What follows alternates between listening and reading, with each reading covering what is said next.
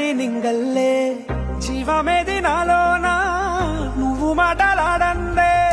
మళ్ళీ అళకొస్తానే కాళ్ళ ఎళ్ళ పడతానే లెంపలేసుకుంటానే ఇంక నిన్ను ఇడిపోనే